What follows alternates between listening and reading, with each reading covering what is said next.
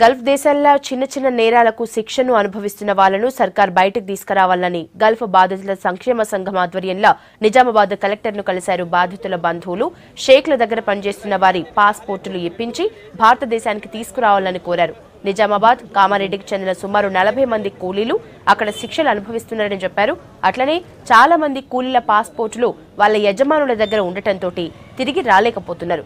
వాళ్ళ మీద ఆధారపడిన కుటుంబాలను దృష్టిలో పెట్టుకుని ప్రభుత్వం చర్యలు తీసుకోవాలని డిమాండ్ చేశారు.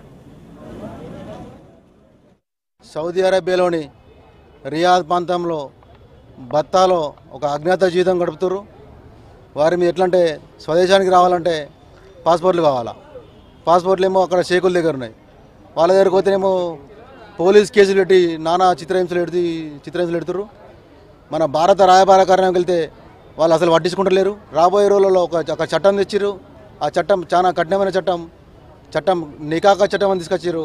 ఆ చట్టంలో కనీసం 2 సంవత్సరాల జైలు ఉండాల్సి వస్తుంది. ఆ చట్టం అమలుకి వస్తే ఆ చట్టం అమలు రాకముందే మన కార్మికులను ప్రభుత్వం స్పందించి రాష్ట్ర ప్రభుత్వం కేంద్రంపై ఒత్తిడి తెచ్చి వారిని తెప్పించాలని చెప్పి మీ ద్వారా విజ్ఞప్తి. ఆ కుటుంబ సభ్యులతో అందరినీ కలెక్టర్ గారికి వినతిపత్రం ఇస్తున్నాము. మొత్తం 40 కుటుంబాలు ఉంటాయి. ఆ 40 కుటుంబాల మీద 40 మంది మీద మొత్తం కేసులే ఉన్నాయి అందరి మీద.